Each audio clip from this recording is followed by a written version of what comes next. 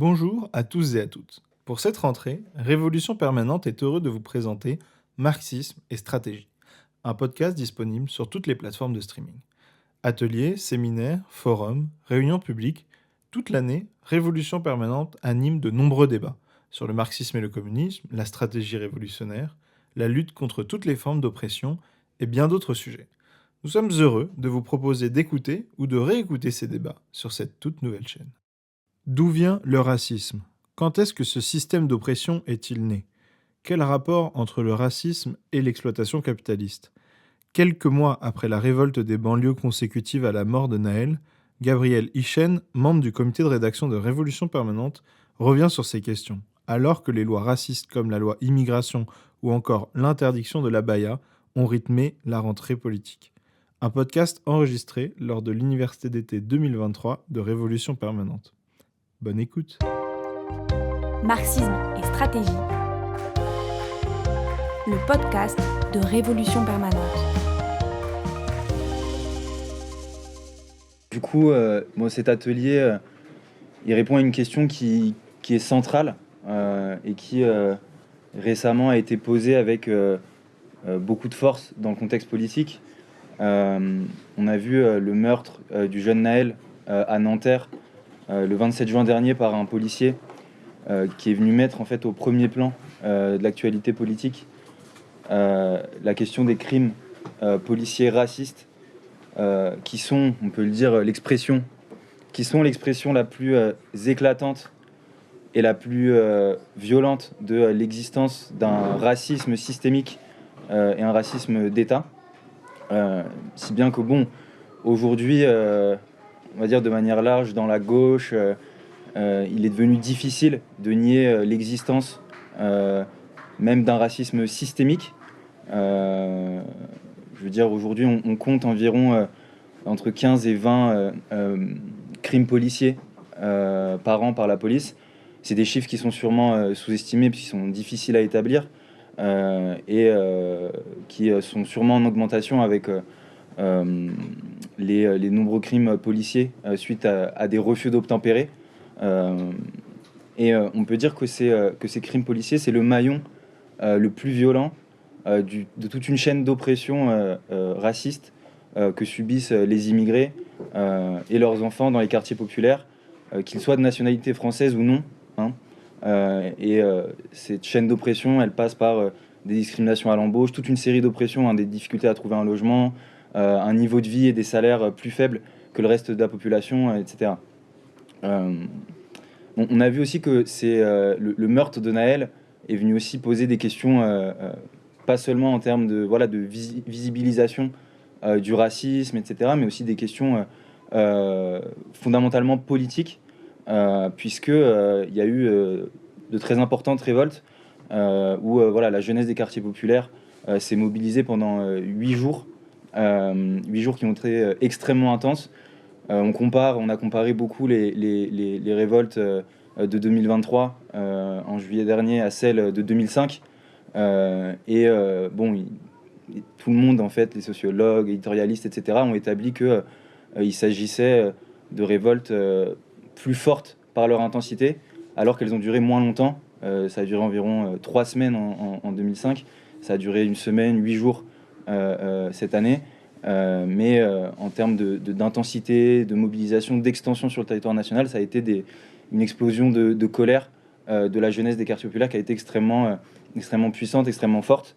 Et du coup, c'est venu poser la question en fait de la lutte contre, bien sûr, les violences policières et plus largement la lutte contre le racisme et l'oppression raciale en France. De ce point de vue-là, il existe encore beaucoup de débats, il existe beaucoup de désaccords au sein de l'extrême gauche, mais aussi dans le mouvement antiraciste, également dans le mouvement ouvrier, d'importants désaccords aussi sur la stratégie à mener pour lutter contre le racisme. Il y a aussi des désaccords sur un autre plan, je pense plus peut-être théorique, dans la sphère intellectuelle, entre différents courants. Je pense au niveau des théories critiques qui se sont développées dans l'université, comme soit les courants post-coloniaux, décoloniaux, les courants aussi intersectionnels qui proposent des analyses sur cette question du racisme. et qui voilà, ont eu d'importants débats, notamment avec le marxisme, concernant à la fois l'analyse du racisme, mais aussi la stratégie pour le combattre. Bon, ces débats-là, ils se sont centrés beaucoup sur des questions qui sont très larges et qui sont un peu des nœuds, on va dire, de cette question-là.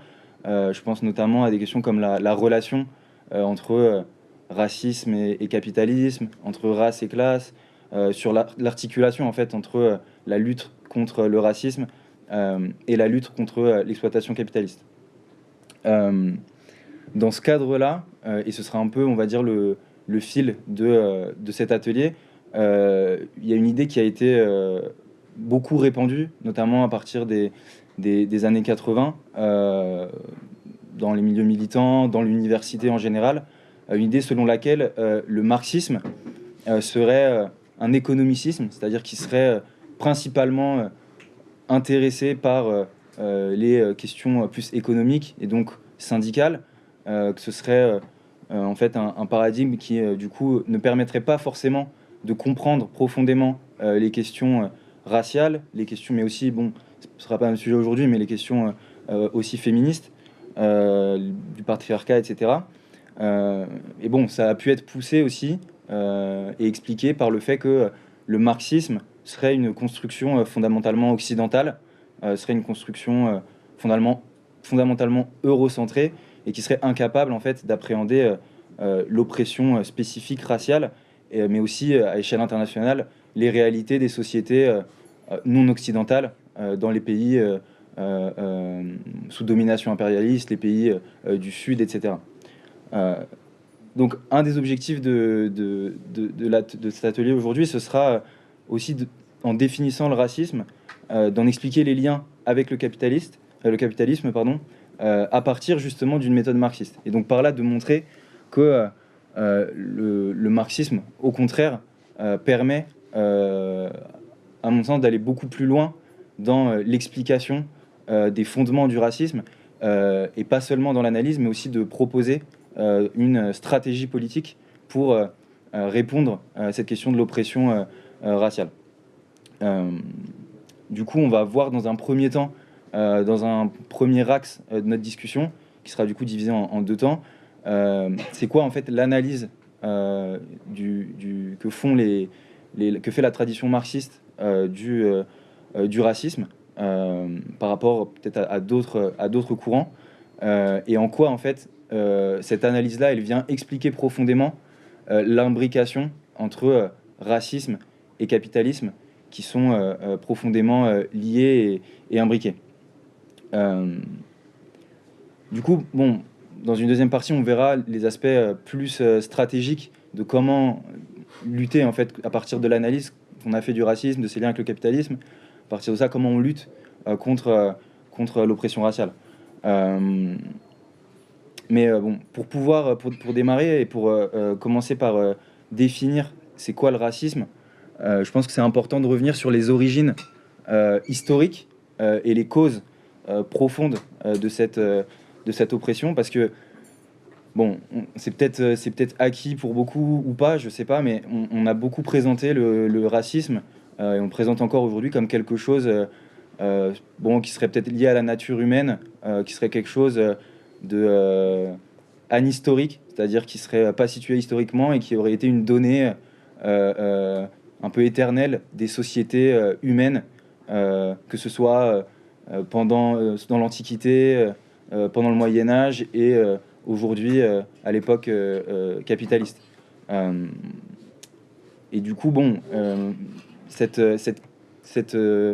conception-là a, je pense, entraîné beaucoup du coup de conceptions concernant la lutte contre le racisme, qui serait par exemple de présenter le racisme du coup comme un problème fondamentalement individuel ou d'éducation, par exemple, qui serait un phénomène fondamentalement culturel, et qu'on pourrait il faudrait le déconstruire par l'éducation, etc. Bon, c'est quelque chose qui a été fort, hein, on parlait beaucoup dans les années 90-2000, mais d'un antiracisme moral. Je pense que c'est des conceptions qui perdurent aujourd'hui même si de manière différente, et qui disent que bon, il suffirait de s'éduquer, de se déconstruire, de checker ses privilèges, par exemple, pour détruire progressivement les préjugés racistes, etc. Mais du coup, on va voir, en se replongeant dans les origines historiques du racisme et de son imbrication avec le système capitaliste, que le racisme est en réalité une oppression systémique fondamentalement liée au capitalisme. Donc pour aller sur ça, il y a une idée qui est centrale, c'est qu'il y a un moment clé dans la naissance du racisme, à mon avis, qui est que c'est le racisme tel qu'on le connaît aujourd'hui, hein, et qui est le développement au XVIIe et au XVIIIe siècle de la mise en esclavage massif d'Africains qui ont été déportés par millions pour être exploités dans les plantations d'Amérique du Nord, dans la Caraïbe et en Amérique du Sud. Donc ce moment va marquer également en fait, le développement et la naissance du système capitaliste qui va succéder au système féodal en tant que système économique dominant. C'est un point de vue qui se fonde sur beaucoup d'analyses historiques, etc., et qui nous amène à dire qu'en fait, le racisme, c'est un phénomène à l'échelle de l'histoire de l'humanité qui est relativement nouveau, entre guillemets. C'est un phénomène moderne qui est lié à la naissance du capitalisme. Donc voilà, du coup, je pense que ça prend le contre-pied de cette idée que le racisme, l'oppression raciale, elle serait aussi vieux que l'humanité, au fondement des sociétés humaines, etc. Mais en fait, ça a été développé, c'est une idéologie qui a été fondamentalement développée pendant le XVIIe et XVIIIe siècle pour justifier l'exploitation massive et systématique d'une force de travail servile africaine dans les grandes plantations du Nouveau Monde. Et ce phénomène-là, il a joué du coup un rôle central dans la naissance du capitalisme comme système mondial. C'est important parce que du coup, les formes, et on le verra par la suite, mais les formes actuelles du capitalisme, du racisme, pardon, elles sont liées également au développement du capitalisme et à ses mutations. C'est-à-dire que à partir de cette définition de la naissance du racisme, le racisme évolue. C'est pas une entité, c'est quelque chose de dynamique. C'est pas une entité, quelque chose de figé, un phénomène figé historiquement, et il se reconfigure avec les développements en fait, de manière concomitante avec les développements du capitalisme jusqu'à aujourd'hui. Bon, de ce point de vue-là, il y a beaucoup, en réalité, énormément de production marxiste sur cette question. Il y a beaucoup d'intellectuels marxistes, notamment d'intellectuels caribéens, afro-américains, qui étaient marxistes, qui ont étudié cette question de la naissance du capitalisme et de l'esclavage, de la naissance de l'oppression raciale telle qu'on la connaît aujourd'hui. Bon, pour citer un marxiste un petit peu connu, Karl Marx disait que l'esclavage direct est le pivot de l'industrie bourgeoise, aussi bien que les machines, le crédit. Il disait que sans esclavage, vous n'avez pas de coton, sans le coton, vous n'avez pas d'industrie moderne. C'est du coup une idée qui est déjà très présente chez Marx, quand il commence à théoriser le capitalisme et à se plonger dans la naissance du capitalisme. Bon, du coup, cette idée-là, elle va être continuée par beaucoup de marxistes. Je pense, bon, il y a un marxiste, un intellectuel marxiste qui s'appelle Kevin Anderson, qui a écrit un ouvrage assez intéressant justement sur cette question, de montrer que Marx, Engels, etc., ils avaient écrit beaucoup sur la question des sociétés non occidentales, etc. Et il disait que le travail des esclaves organisé de manière hautement moderne et capitaliste est radicalement différent de l'esclavage de l'Antiquité. Du coup, ça contraste vraiment avec cette idée que le racisme, comment dire, que ce serait en fait le racisme qui existait avant l'esclavage qui a donné naissance à l'esclavage. C'est l'inverse en réalité. C'est d'ailleurs ce qui est avancé par un intellectuel et militant marxiste qui est assez connu sur ces questions-là, qui s'appelle Eric Williams, qui a écrit un ouvrage important sur justement, c'est une thèse qu'il a fait. Il est devenu un homme politique important si je ne me trompe pas, de Trinidad, et il a écrit un texte important sur capitalisme et esclavage. Et il dit clairement qu'il en vient à conclure de son étude que l'esclavage n'est pas né du racisme, bien au contraire, le racisme a été la conséquence de l'esclavage. Il dit le travail non libre dans le Nouveau Monde était brun, blanc, noir, jaune, catholique, protestant et païen. Donc il montre à partir d'études historiques qu'avant le développement de la traite transatlantique, esclavagiste de manière massive et sa systématisation, il y avait de l'esclavage, mais il ne reposait pas, il n'était pas justifié fondamentalement par des critères de race, comme on a pu le connaître par la suite. Bon, je veux dire, c'est quelque chose aussi qui est valable. Bon, en France, on occulte beaucoup l'histoire esclavagiste de la France, mais c'est aussi une réalité, c'est-à-dire que les premières formes de travail, on va dire colonial, dans le Nouveau Monde, dans les Caraïbes, etc., que ce soit aux États-Unis ou dans les colonies dominées par la France, c'était en fait sous forme de ce qu'on appelle l'engagement, c'est-à-dire qu'en fait c'était des contrats, bon c'est comme de l'esclavage, mais c'était des contrats de travail un peu forcés mais bon, il y avait une forme de contrat, mais ça durait en 3 ou 5 ans, et c'était souvent voilà des paysans pauvres qui suivaient en fait une petite noblesse. En France, c'était une petite noblesse normande ou bretonne en fait, qui voulait reconstruire le système féodal, donc d'avoir des serfs, etc., mais dans les colonies. Et donc en réalité, bon, il y a beaucoup d'historiens qui s'intéressent à cette question et qui montrent que même en France, la question de l'esclavagisme et la question même de la formation, on connaît beaucoup le code noir.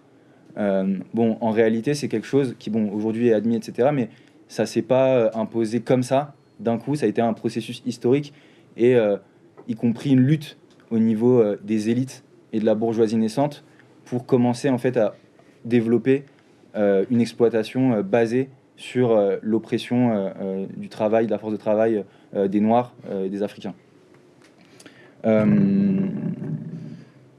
Je pense que voilà, c'est important parce que je ne sais pas si certains d'entre vous ont assisté hier. Bon, on a eu de la chance d'avoir la présence de Selim Nadi, qui a édité, qui est universitaire, intellectuel et militant, et qui a édité la première version française d'un livre important qui s'appelle Marxisme noir de Cédric Robinson, qui était un auteur et militant afro-américain qui avait écrit cet ouvrage important, Marxisme noir, dans les années 80. On voyait en France, ça a mis du temps, 2023, je crois que c'était 83, 2040 ans, quoi.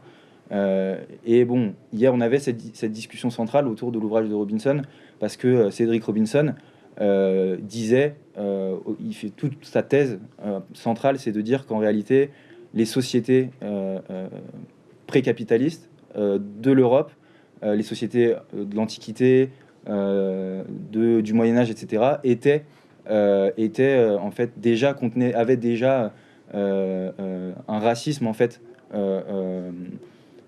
contenu qui est dans les formes de rejet de l'autre, etc. Parce que bon, les marxistes, on ne rejette pas l'idée qu'il y avait des formes de rejet de l'altérité, de xénophobie dès la Grèce antique, mais c'est radicalement différent de ce qu'on pourrait appeler l'idéologie racialiste et des préjugés de race, etc., qu'on connaît aujourd'hui et qui sont développés depuis à partir de l'esclavage et de la traite transatlantique.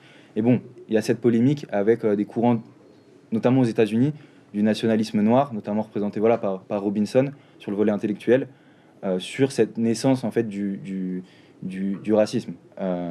Et donc bon, mais il y a aussi beaucoup d'historiens, d'autres historiens, pas forcément d'influence marxiste, mais d'historiens afro-américains qui tranchent pour dire que il y avait bien le racisme en tant que tel, c'est-à-dire l'oppression spécifique des Noirs, des Amérindiens, etc., par exemple aux États-Unis, s'est développé à partir du développement du capitalisme. Je pense notamment à une historienne afro-américaine comme Barbara Fields, qui montre que, en effet, le racisme a été un système entre guillemets moderne, c'est-à-dire lié à la naissance du capitalisme.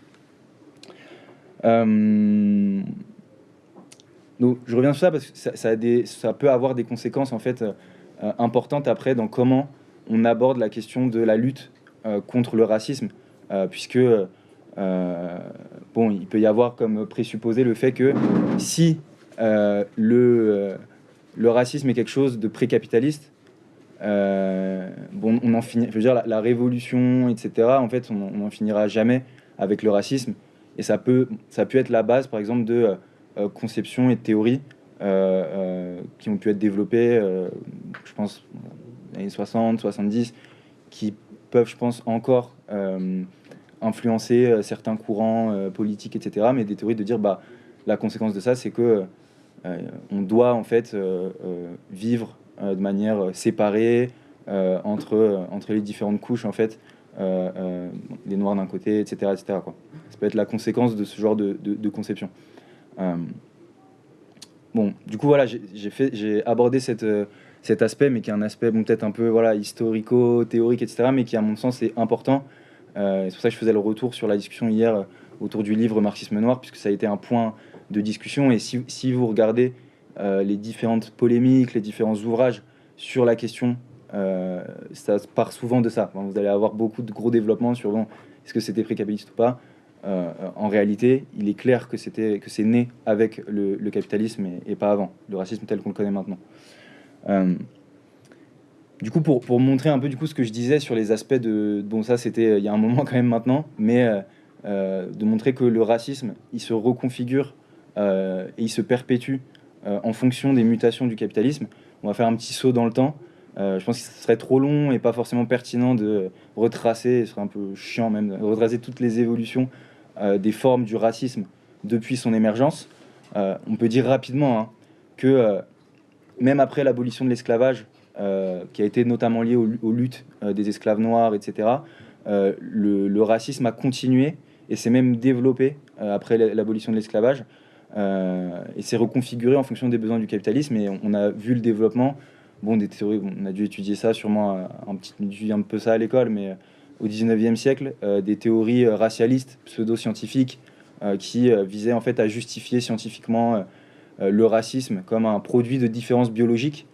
Des conceptions qui sont beaucoup été développées en France, mais aussi en Grande-Bretagne, et qui ont servi de base idéologique importante par la suite à la colonisation de l'Afrique et d'autres territoires par l'impérialisme français et l'impérialisme britannique, et également l'impérialisme américain naissant.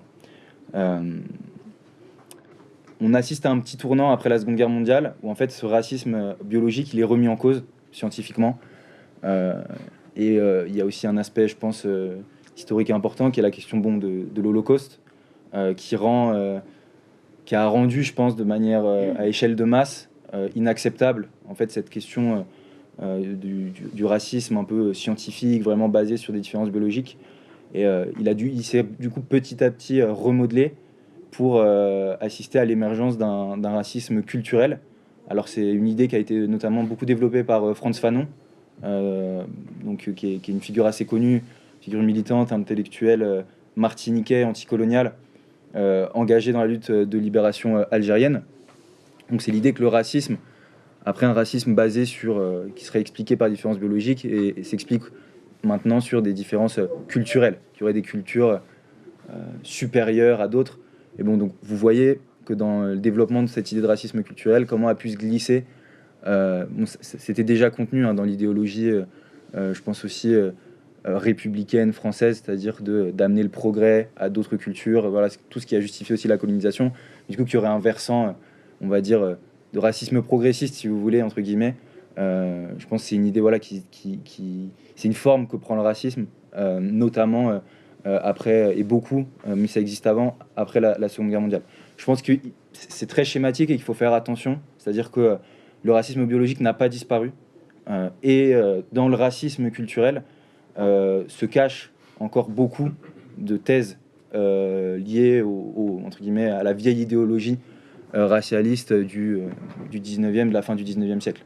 Donc il ne faut pas, sous-estimer que c'est des choses qui, en fonction des phénomènes de crise, du capitalisme, etc., pourraient, je pense, réémerger, etc. En tout cas, c'est de ne pas sous-estimer et de ne pas voir les choses de manière linéaire. Je pense que c'est aussi important.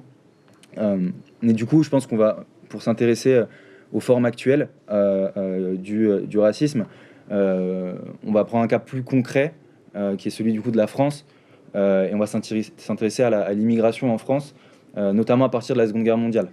Je pense que ça permet de comprendre aussi comment a fonctionné le racisme dans un contexte du coup qui est le nôtre, qui est celui de l'État français.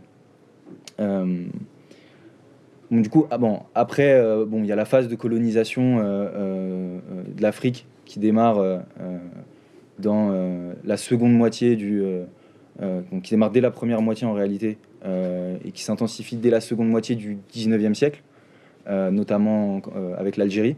Voilà, c'est l'établissement des colonies, etc., qui va s'intensifier et se développer à la fin du 19e et au début du 20e, jusqu'au après en fait la Seconde Guerre mondiale et les années 50, donc les années de décolonisation, etc.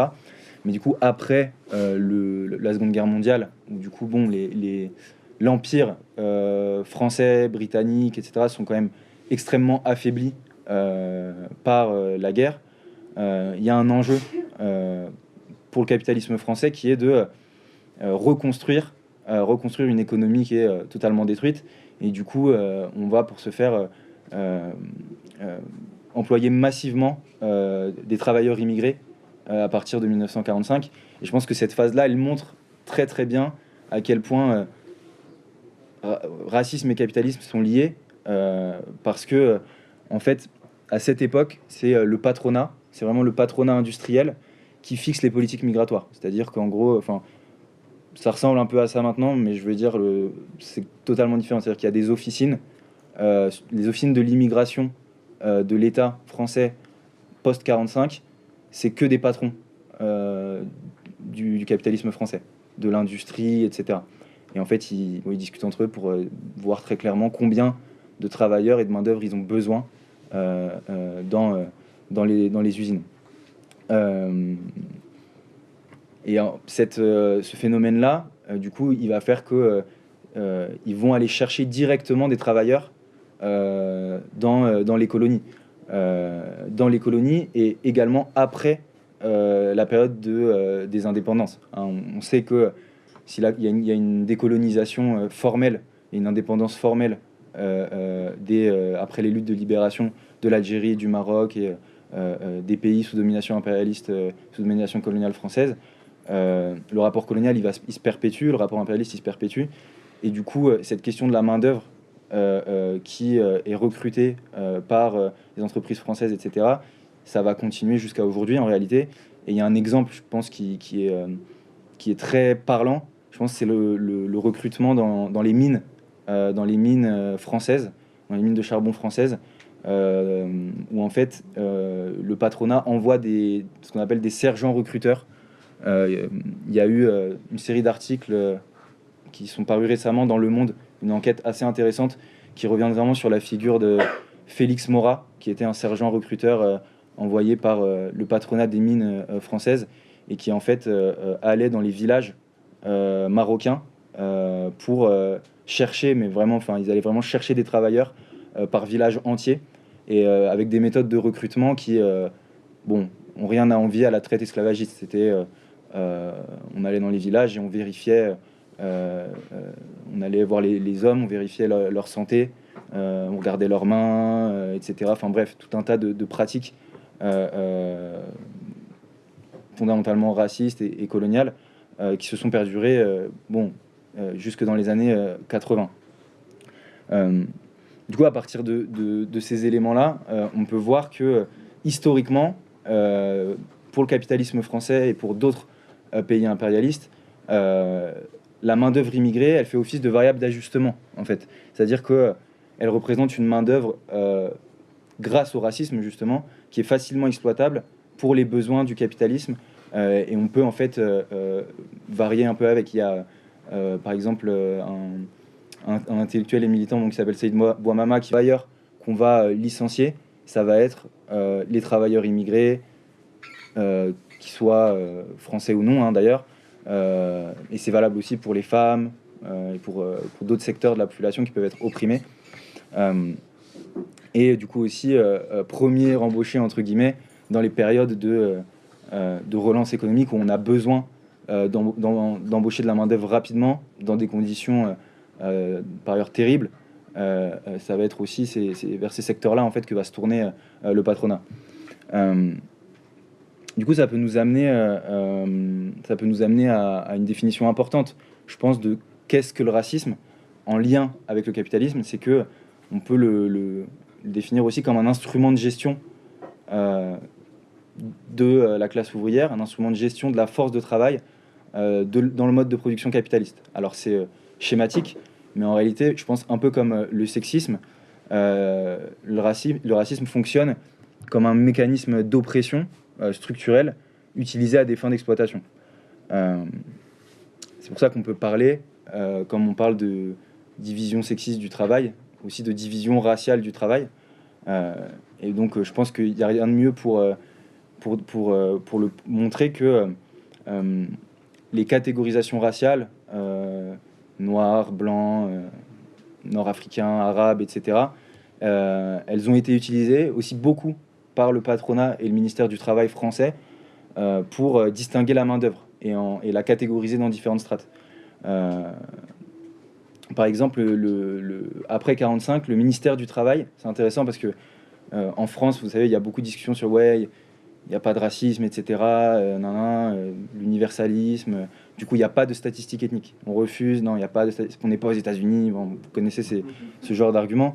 Mais c'est intéressant de voir que dans les années 50 jusqu'aux années 60-70, le ministère du Travail français produit des statistiques ethniques. En réalité, il se base notamment sur les données qui sont produites par les entreprises et les usines qui classifient en fait la main-d'œuvre selon différents critères et notamment un critère racial.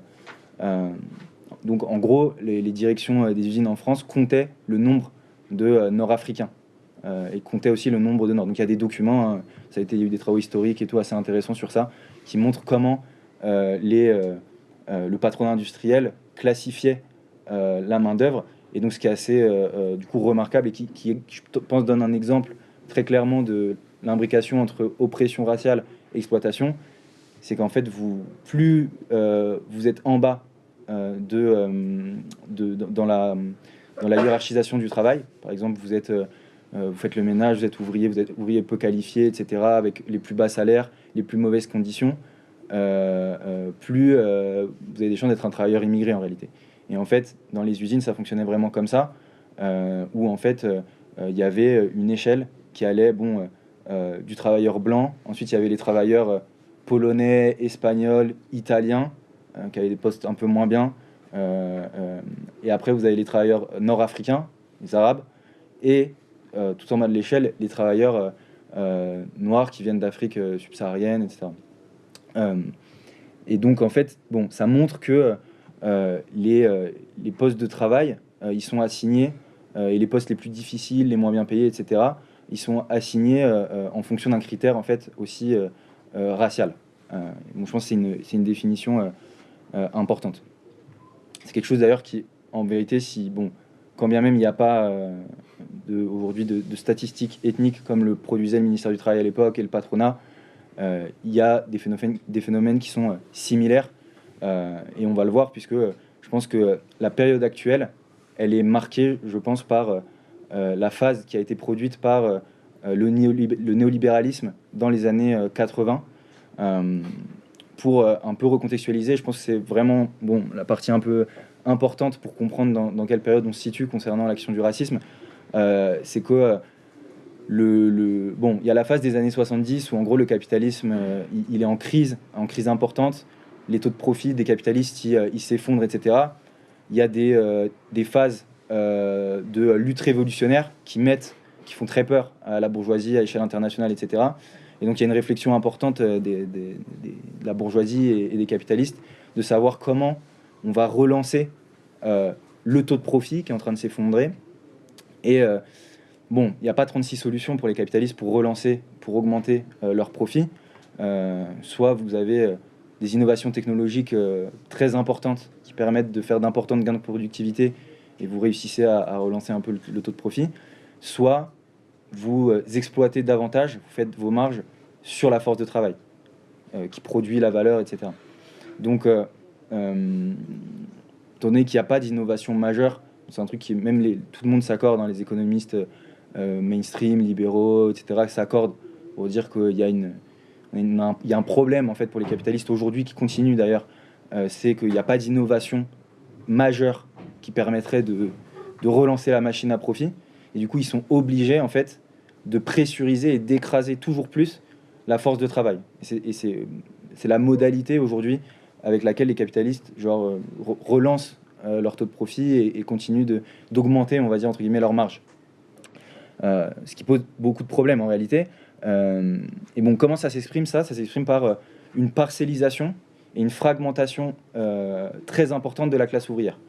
Et c'est une fragmentation, une division qui s'opère à différents niveaux et qui a été beaucoup, on va dire, accentuée avec le néolibéralisme, qui en fait va développer des formes d'emploi qui n'existaient pas forcément avant, comme la sous-traitance, l'externalisation de la main-d'œuvre. Par exemple, vous avez un donneur d'ordre. Je prends l'exemple de la SNCF, tout simplement.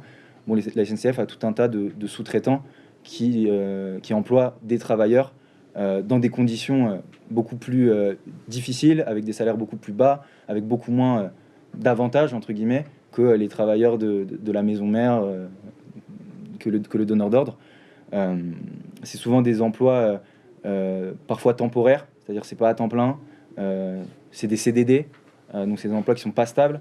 Il y a aussi tout le développement de l'intérim, et en fait on voit que les travailleurs immigrés et les travailleurs noirs et arabes en France, ils occupent beaucoup et ils sont en réalité surreprésentés dans ces emplois. On dit que voilà, il n'y a pas de statistiques cliniques en France, mais je vous invite vraiment c'est un peu chiant au début, mais à regarder un rapport de l'INSEE qui est sorti en mars 2023, là, de cette année. Ça s'appelle l'immigration en France. Et en fait, bon, c'est vraiment 200 pages qui vous donne un exemple de c'est quoi le racisme aujourd'hui en France, avec énormément de statistiques. Donc, en France, on utilise la catégorie immigration. Donc, en fait, on compte les travailleurs immigrés, la deuxième génération, donc les enfants d'immigrés, et la troisième génération. Donc finalement, même si c'est pas la même nomenclature que les catégories, la même méthode que les catégories ethniques, raciales aux États-Unis, etc., on a en réalité en France un moyen d'observer et on va dire qu'il y a une catégorisation objective des immigrés, des enfants d'immigrés, etc. Bon, et si vous regardez ça, c'est assez comment dire, notable de voir que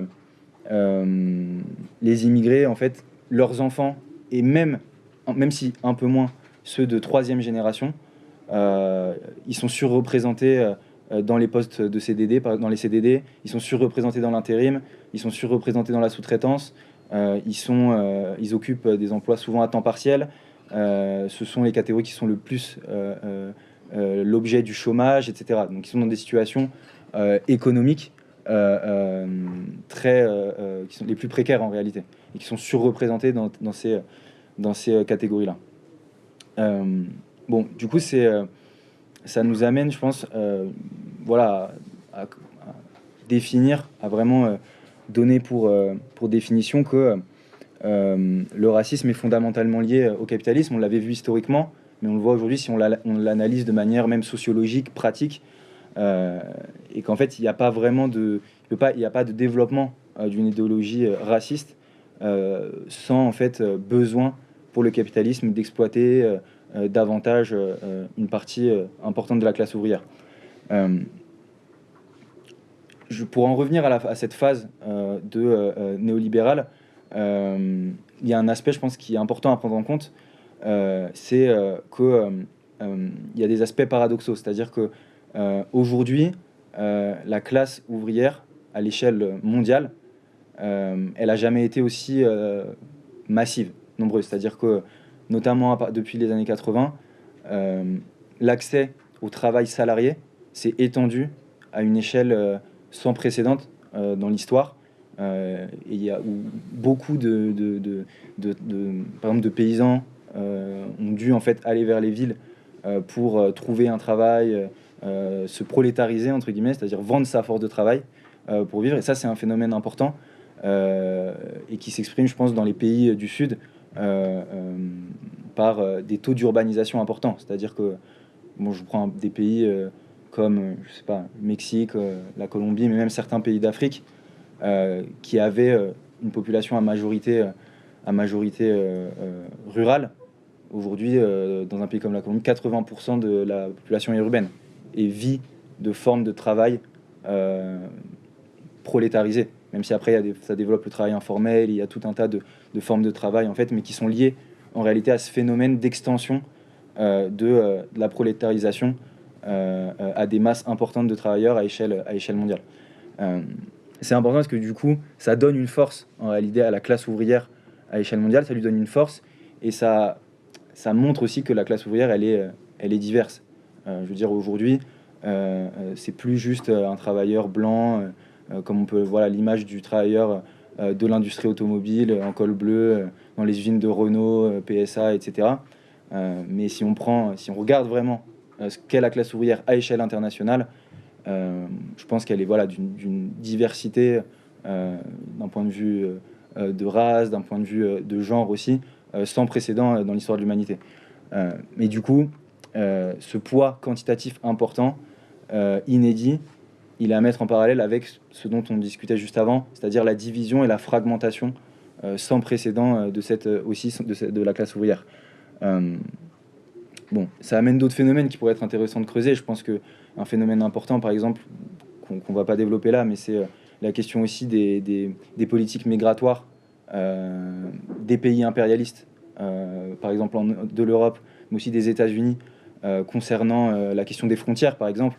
Je pense que là aussi, une vision plus marxiste permet aussi de comprendre pas mal d'éléments, de voir que, par exemple, la politique migratoire anti-migrants que mène l'Union européenne, que mène l'État français et d'autres États impérialistes, elle est liée aussi à des mutations du capitalisme. Je pense notamment, en gros, avec le néolibéralisme, on a dû délocaliser énormément d'industries dans des pays pour exploiter une main-d'œuvre moins chère en termes de salaire, etc. Et ce phénomène-là a dû en fait obliger les États impérialistes à renforcer leurs frontières, parce que forcément, si vous délocalisez par exemple en Chine ou en Afrique les industries et que les travailleurs africains, asiatiques sont sous-payés, vous allez forcément avoir un afflux massif de travailleurs vers les pays impérialistes. Du coup, il y a un impératif pour les États comme la France de maintenir, de forcer les travailleurs, notamment des secteurs délocalisés de l'industrie, que ce soit en Afrique et notamment en Asie, qui restent en fait pour travailler pour les besoins des industries délocalisées. Mais en même temps, il y a énormément de secteurs qui n'ont pas été délocalisés. Il y a énormément de secteurs qui se sont développés, je pense à la logistique, etc., qui font qu'on a quand même toujours besoin d'une main-d'œuvre qu'on peut potentiellement exploiter sur des critères raciaux, etc. Et du coup, c'est pour ça qu'en fait, tous les discours sur l'immigration zéro, etc., on veut plus d'immigration, c'est vraiment un discours idéologique, parce que je veux dire, le patronat, même la droite, etc., c'est très bien qu'elle a besoin, je veux dire, pour énormément de secteurs, de travailleurs, que ce soit on ne peut pas délocaliser des secteurs, par exemple, du nettoyage, les secteurs de la logistique, etc., et qu'on a besoin d'arrivées importantes de travailleurs, mais qu'on met en place des politiques discriminatoires et d'oppression contre ces travailleurs pour les forcer à accepter en fait ces formes de travail qui sont moins bien payées, assignées à des postes plus difficiles, etc. Bon. Du coup, pour avancer un peu sur la deuxième partie, du coup, on a fait une longue partie là sur l'analyse, etc., et qu'on a défini un peu ces éléments. Je pense que ça nous amène à faire une distinction importante avant d'aborder les éléments plus politiques, qui est la distinction entre deux mécanismes, du coup, qui est le mécanisme de l'oppression. Ça peut être l'oppression du coup raciale, ça peut être aussi l'oppression de genre, et le mécanisme d'exploitation capitaliste. Donc on peut définir rapidement le mécanisme d'oppression par une relation de soumission d'un groupe envers un autre pour des raisons culturelles, raciales ou sexuelles, et l'utilisation de différences pour désavantager un groupe social spécifique. Voilà. C'est en gros la différence qui est transformée en justification de la domination d'un secteur social sur un autre. L'exploitation, on peut la définir plus comme la relation entre les classes sociales, prolétariat, bourgeoisie, et ça fait référence du coup à l'appropriation de ce que produisent les travailleurs par la bourgeoisie, le patronat, etc. Le fait de souligner cette différence, on l'a montré, ça ne veut pas dire que c'est pas imbriqué, au contraire, il y a une relation dynamique entre les deux, et ça ne veut pas dire qu'on établit une hiérarchie en fait, des violences subies par les individus, etc. Ça vise pas non plus à déterminer ce qui serait le plus important entre l'exploitation et l'oppression raciale, etc. Mais en fait, le fait de distinguer ces deux éléments, ça permet d'avoir plus de précision et de comprendre plus profondément comment s'articule le racisme et le capitalisme. Je fais ce point-là parce que c'est une différence importante qu'on peut avoir, par exemple, avec des courants, je pense, notamment qui se revendiquent de l'intersectionnalité ou d'autres théories aussi critiques qui pensent aussi, qui réfléchissent à cette question de l'imbrication entre racisme, capitalisme, patriarcat, etc. Et qui posent une forme d'équivalence entre toutes les oppressions. D'ailleurs, c'est intéressant parce qu'il parle, dans les théories plus intersectionnelles, d'oppression de classe.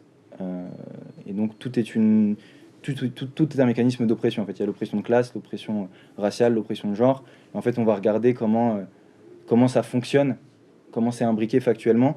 Mais je pense qu'une critique qu'on peut faire à ces théories qui distinguent pas, qui font pas cette distinction entre oppression et exploitation, c'est que ça permet pas d'expliquer jusqu'au bout comment, en fait, les causes profondes à la fois de l'oppression et comment, en fait, fonctionne exploitation donc capitaliste et oppression raciale de manière dynamique.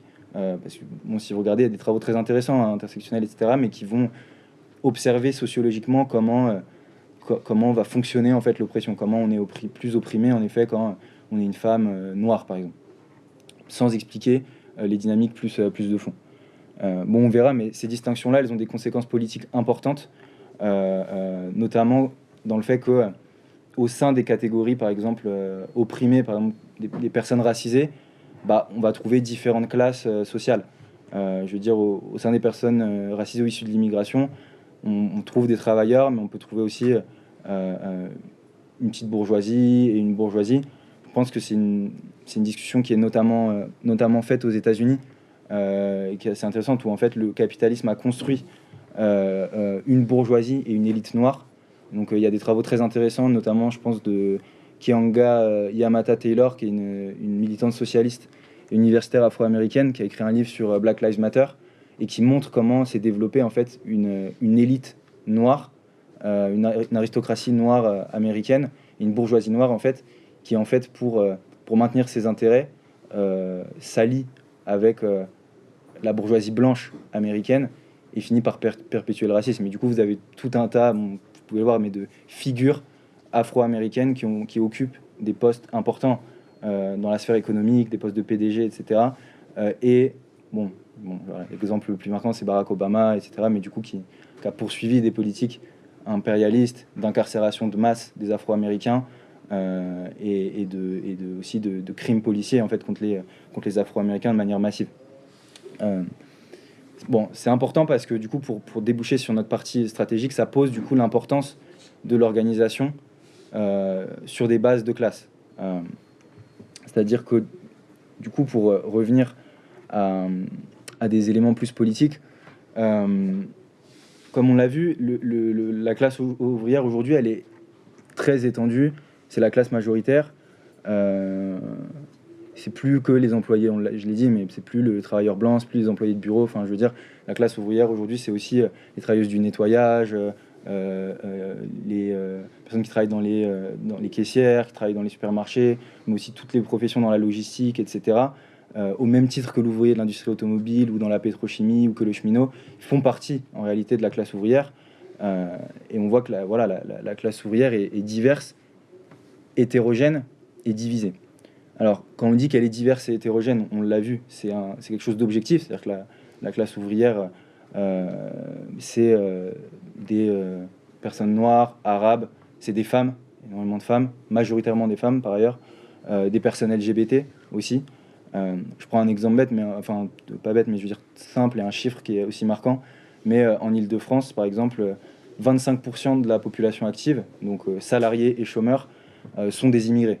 Donc c'est un travailleur sur 5, par exemple en Île-de-France, qui est, donc c'est énorme, hein, je veux dire en termes de quantité, qui est immigré. Et ensuite, il y a un aspect de division, du coup c'est un aspect plus politique, c'est-à-dire que la classe ouvrière, elle n'est pas juste hétérogène et diverse, mais elle est également divisée politiquement. C'est-à-dire que il y a des divisions politiques qui sont entretenues par l'État, par les forces politiques réactionnaires et bourgeoises, par exemple lorsqu'elles mènent des offensives racistes, islamophobes, etc., qui visent à stigmatiser, criminaliser les Arabes, mais aussi les habitants de quartiers populaires et les Noirs en France. Et en fait, ces politiques-là, elles visent à empêcher une union, mais au sens politique, de la classe ouvrière. Cette définition-là, ça nous amène à quelque chose d'important, parce que ça pose l'aspect politique, pas seulement économique, matériel, etc., du racisme, mais l'aspect fondamentalement politique, que c'est une arme. Et c'est intéressant parce que les marxistes, encore une fois, ont beaucoup insisté sur cet aspect-là. Marx, quand il revient par exemple sur, bon c'est assez connu, mais c'est intéressant à lire, sur le racisme qui existe à l'époque entre les Irlandais et les Anglais, où les Irlandais ils sont opprimés par les Anglais et par l'ouvrier anglais sur des critères aussi raciaux. Bon, Marx, quand il analyse cette oppression-là, il dit, je le cite, hein, que cet antagonisme parmi les prolétaires britanniques entre Irlandais et Anglais est artificiellement nourri et entretenu par la bourgeoisie. La bourgeoisie sait que cette division, cette scission, est le véritable secret du maintien de son pouvoir.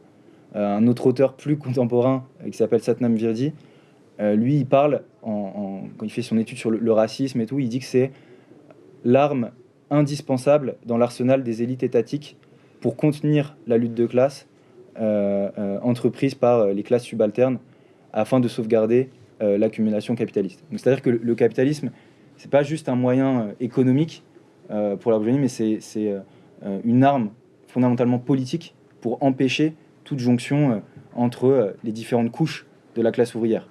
Je prends un exemple, mais c'est assez intéressant de voir que dans les périodes de lutte importantes, que ce soit après les Gilets jaunes par exemple, ou même là, vous regardez, on va prendre même plus récent, on a eu 3 mois de mouvement contre la réforme des retraites. Qu'est-ce que fait le gouvernement tout de suite, hein, je veux dire, quand Macron il annonce là ces 100 jours de reconquête, quelles sont les premières annonces de ses ministres, notamment Gabriel Attal, Bruno Le Maire, etc. C'est de dire qu'on va traquer les fraudeurs immigrés qui fraudent le RSA et qui en gros prennent les allocs mais qui vivent en Algérie, etc. Vous voyez, je veux dire, ça montre très clairement l'aspect d'armes politiques qu'utilise de manière systématique la bourgeoisie pour diviser la classe ouvrière. Et je pense que c'est un élément important parce que ça risque d'être je pense, plus la lutte des classes va se radicaliser, plus on va avoir des phénomènes de mouvements importants on le voit, hein, on a eu les Gilets jaunes, on a eu la révolte, la lutte contre la réforme des retraites, là juste après la révolte des quartiers populaires, où à chaque fois quand même on voit qu'il y a une intensité, on gagne en intensité. Ça va être une arme de plus en plus utilisée par l'État et par la bourgeoisie. Du coup, ça nous amène quand même à tirer 2 conséquences de tout ce que je viens de dire. C'est une première conséquence, c'est la centralité de la classe ouvrière. Qu'est-ce que ça signifie ? C'est pas une question hiérarchique ou même un économisme de dire que c'est plus important les questions économiques, etc. Pas du tout. Mais c'est de voir que stratégiquement, on a vu que la classe ouvrière était majoritaire aujourd'hui, qu'elle était plurielle, diverse, féminisée, racisée, et qu'elle occupe en fait des places stratégiques dans l'appareil productif et que c'est en fait les différents secteurs de la classe ouvrière, notamment ces secteurs les plus stratégiques, qui ont la capacité de bloquer les principaux secteurs vitaux et économiques du système capitaliste. Les travailleurs immigrés, noirs ou arabes en France, ils sont par exemple très nombreux dans la logistique, qui est un secteur très important, stratégique. Je veux dire, il y a d'autres exemples, mais ils sont aussi présents dans des secteurs qui ont quand même des capacités importantes et qui sont aussi très symboliques. Par exemple, on a vu pendant la grève contre la réforme des retraites, la grève des éboueurs, qui a été une grève un peu emblématique, je pense, avec la grève aussi des raffineurs, et qui a un peu tenu aussi, même qui a fini par s'essouffler, mais qui a tenu aussi le mouvement. Bon, vous regardiez les visages des travailleurs qui ont mené des luttes exemplaires dans les déchetteries, etc., sont des travailleurs noirs, arabes, racisés, etc. Du coup, je veux dire, j'ai un autre exemple. Par exemple, si vous regardez à Roissy, par exemple, l'aéroport de Roissy, Charles de Gaulle, qui est un des plus grands aéroports d'Europe, qui est la principale concentration ouvrière de travailleurs en France. Enfin, c'est énorme. Vous avez, je sais pas, c'est une énorme concentration avec énormément de sous-traitants. C'est un microcosme avec, je crois, plus de 800 entreprises de sous-traitants, etc., où travaillent énormément de travailleurs immigrés, racisés, noirs, arabes, etc. Et donc, vous voyez que c'est un caractère éminemment stratégique. Mais se pose du coup la question de comment on fait pour unir ces différents secteurs d'un point de vue stratégique. Je pense que ça, c'est un aspect important parce que c'est un débat du coup avec des courants plus, je pense, intersectionnels ou même des courants dans le mouvement antiraciste, des coloniaux, etc., qui prennent pas forcément en compte cet aspect stratégique et central de la classe ouvrière. Donc ça, je pense, c'est un premier élément. La deuxième conséquence, c'est qu'il y a un impératif à lutter contre l'économicisme et le fait de nier le fait que la classe ouvrière, elle est traversée par des contradictions, par des oppressions, et que la classe ouvrière, elle est diverse. Je pense qu'il y a beaucoup d'organisations à l'extrême gauche encore, mais aussi dans la gauche syndicale, qui perpétuent en fait cette forme d'économicisme, qui, notamment, je pense à Lutte ouvrière, un courant comme Lutte ouvrière, ou d'autres courants marxistes issus du stalinisme, qui pensent que, en gros, pour pas diviser la classe, il faut pas parler des oppressions. Nous, on pense que c'est justement tout le contraire, que l'unité de la classe ouvrière, qui est une tâche, pas juste faut qu'on soit tous ensemble de manière un peu c'est cool d'être tous ensemble. On l'a vu, c'est une tâche fondamentalement stratégique. On pense que pour mener à bien cet objectif-là, il faut batailler en prenant en charge la question du racisme, la question des oppressions de manière générale, et en luttant contre de manière affichée et résolue, pas justement en la mettant sur le tapis. Et c'est de cette manière-là, en réalité, qu'on peut unir les différents secteurs divisés de la classe ouvrière, les travailleurs blancs, les travailleurs racisés, etc. Alors maintenant, c'est comment on fait. Je pense qu'on peut terminer là-dessus et après ouvrir la discussion là-dessus. Je pense que la question, c'est comment on fait du coup pour unifier ces différents secteurs-là. Et là encore, les marxistes, à l'époque, qui avaient aussi pensé ces questions sur l'oppression, etc., disaient que face en fait, aux divisions dans la classe ouvrière, face à l'éclatement et aux contradictions dans la classe ouvrière, il y a une nécessité de mener une politique d'unification par un programme qui permet d'unifier en fait les différentes strates de la classe ouvrière. Ça, bon, Marx, Engels, Lénine, Rosa Luxembourg, Trotsky développaient ces aspects-là. Ils disaient que, en gros, il faut une stratégie et un programme qui permettent à la classe de s'unifier. Et donc c'est par ces instruments-là, et une stratégie, un programme qui est du coup porté, pas de manière spontanée comme ça, mais porté par une organisation, des militants conscients de ces tâches-là, qu'on peut pousser et batailler pour l'unité de la classe ouvrière. Je pense que, pour rendre plus concret cette discussion-là, on a vu la question, je pense que c'est un aspect central, la question de la sous-traitance, par exemple. C'est un élément très important, c'est un bon exemple, je pense. Nos camarades au Brésil, nos camarades de la fraction trotskiste 4e internationale, notre organisation sœur au Brésil, ils développent beaucoup dans leur programme antiraciste la question de la fin de la sous-traitance et de l'égalité salariale entre travailleurs blancs et travailleurs noirs. Bon, eux, ils ont des statistiques où ils voient l'écart qui est très important entre ce que touche un travailleur blanc et touche un travailleur noir. Ils savent que dans la sous-traitance, il y a une surreprésentation énorme des travailleurs noirs. Et du coup, ils agitent beaucoup dans les syndicats et dans le mouvement ouvrier en général, dans le mouvement social aussi, cette question-là fondamentale de mettre fin à la sous-traitance. Je pense qu'on a un exemple moins lointain aussi en France de politique qu'on a pu mener. C'est une politique qui aussi a forgé, je pense, ce qu'est Révolution Permanente aujourd'hui en tant qu'organisation. Mais le suivi de la grève des travailleuses de Honnête, dont certaines sont rejoints d'ailleurs Révolution Permanente par la suite, mais du coup des travailleuses noires immigrées qui travaillaient chez Honnête, du coup un sous-traitant de la SNCF et qui nettoyait les gares. Et du coup, on a pu se lier à une grève qu'elles ont menée à partir justement de nos camarades cheminots, du coup, qui eux avaient le statut de cheminot, etc. Et qui en fait ont bataillé pour que une partie des cheminots et du syndicat dans lesquels ils étaient, donc Sudrail, interviennent et accompagnent la lutte des travailleuses d'Honnête.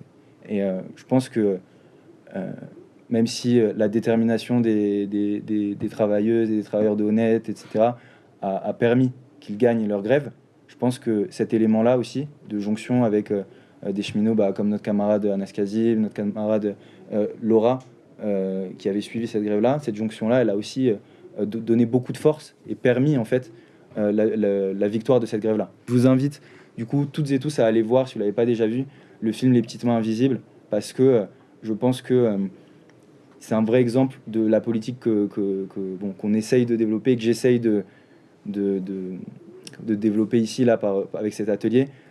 Par ailleurs, si vous l'avez même déjà vu, je vous invite à le revoir parce que je pense qu'une fois qu'on fait des allers-retours entre ce film et des aspects plus théoriques sur la question de comment on lutte contre l'oppression, comment on lutte pour l'unification de la classe ouvrière, on peut le voir aussi avec différents angles et c'est assez intéressant.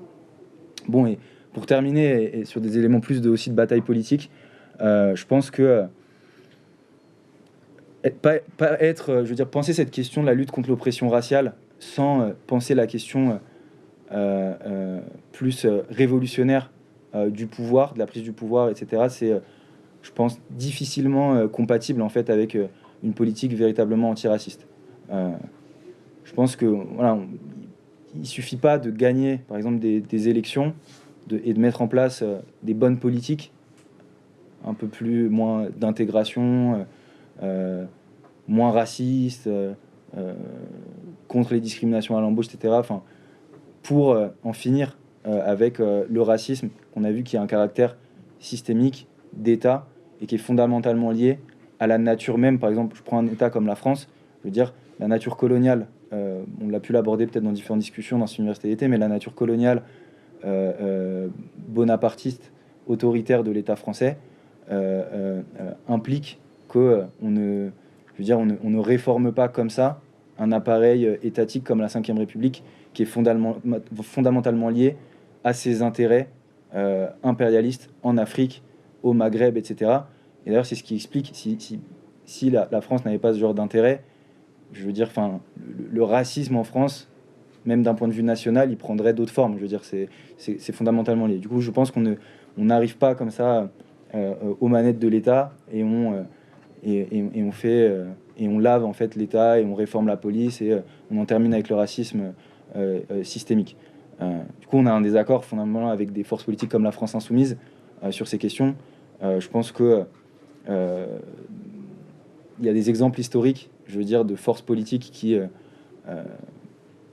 dans la social-démocratie, chez les réformistes, je pense notamment de manière lointaine, un peu plus lointaine, en 1936, avec le Front populaire, Léon Blum, etc., qui, par exemple, ont continué, quand ils ont été quand ils ont dirigé l'État français, ils ont continué la politique coloniale de l'État français. Il n'y a pas eu de rupture à partir du moment où Léon Blum, la SFIO et le Front populaire sont arrivés au pouvoir en France, il n'y a pas eu de rupture avec la politique coloniale. Il y a des exemples très concrets, d'ailleurs. Léon Blum, par exemple, il va décréter, le Front populaire va décréter l'interdiction d'organisations anticoloniales comme l'Étoile nord-africaine de Messali Hadj à la fin des années 30. Ils vont réprimer, parce qu'en même temps, et ça on l'occulte souvent, mais en même temps qu'il y a des vagues de grève historiques en France, il y a des vagues de grève très importantes et des vagues de lutte dans les colonies françaises. La politique du Front populaire à cette époque, c'est de réprimer ces grèves. Nationalement, il va y avoir aussi de la répression de grèves au niveau national, mais ils vont essayer plus de coopter, de gérer un peu les conflits de classe. Dans les colonies, il va y avoir une répression très très importante des grèves et du mouvement anticolonial par la social-démocratie de l'époque. Plus récemment, et c'est peut-être plus parlant, je veux dire, François Hollande et le Parti socialiste, avec lesquels, je veux dire, la France insoumise s'est unie dernièrement, même si c'est un peu compliqué à certains moments. Mais le Parti socialiste a mené d'importantes politiques impérialistes et a été un bon soldat de l'impérialisme français et de la politique coloniale de l'État français. Je veux dire, tout ce qui se passe aujourd'hui au Sahel, au Niger, etc., l'opération Barkhane, je veux dire, il y a un fil de continuité quand vous arrivez aux manettes de l'État français, que vous appelez François Mitterrand, Nicolas Sarkozy, Jacques Chirac ou François Hollande, vous menez des opérations sans sourciller. Après, vous donnez différents arguments, mais pour intervenir militairement et déstabiliser des régions entières au Sahel, au Mali, au Niger, etc. Au-delà des interventions impérialistes, je rappelle qu'il y a eu énormément d'attaques islamophobes sous François Hollande et Manuel Valls. Je ne sais pas si vous vous souvenez, mais la question de la déchéance de nationalité, par exemple, des offensives clairement racistes, qui ont été menées par la social-démocratie et le Parti socialiste. Donc je pense que il y a une question aussi importante à ce niveau-là. Pour finir, je pense qu'aujourd'hui, pour parler plus de l'actualité politique, on a vu quand même un changement de discours de la gauche et de certaines organisations syndicales, en tout cas même certaines directions syndicales, après les révoltes de banlieue. C'est un changement, en tout cas, de discours, mais qui est important et qui est à noter par rapport aux révoltes de 2005, où quand la jeunesse des quartiers populaires s'était révoltée pendant 3 semaines, il y avait eu aucune forme de solidarité, à part quelques formes dans l'extrême gauche, un peu timorées, par exemple de la LCR, mais il n'y avait eu aucune solidarisation. Par exemple, Lutte ouvrière avait refusé de se solidariser. Ils n'avaient pas appelé forcément à la répression, mais ils avaient quand même refusé de se solidariser avec les jeunes, et ils avaient quand même dénoncé la façon de se mobiliser des jeunes, parce qu'ils cramaient des voitures. Bon, vous connaissez ce genre d'argument. Et de l'autre côté, on a eu un front pour appeler à l'état d'urgence, etc., avec des forces comme le PS, la droite, etc., et même le PCF qui en appelait quand même aussi à rétablir l'ordre en 2005. Il y a eu quand même un changement là avec 2023 où ça a été plus difficile, je pense, avec le contexte politique, etc., les évolutions qu'il y a eu, les puissants mouvements antiracistes qu'il y a eu, je pense, en 2020, avec le comité Adama contre les violences policières, etc., et aussi, je pense, la détestation profonde du régime et la conscientisation dans d'autres couches de la société du rôle répressif de la police a fait que pour les forces de gauche c'était aussi difficile de dénoncer tout de suite les jeunes, et donc on a eu une première phase même une partie du PS, LV, les directions syndicales même de la CGT qui disaient en gros on comprend. Après ils ont quand même très vite dit qu'il fallait pas brûler des voitures, qu'ils ont quand même condamné, mais il y a eu ce changement. Mais je pense qu'il faut faire attention et que la bataille politique, elle est toujours, elle est totalement d'actualité, puisque si vous regardez dans les faits politiques, il y a eu un changement de discours, mais quelle politique a été menée, soit par la gauche politique ou par même les directions syndicales. Il y a eu un début de front entre, par exemple, la CGT, Solidaire et des organisations antiracistes et contre les violences policières comme le comité Adama.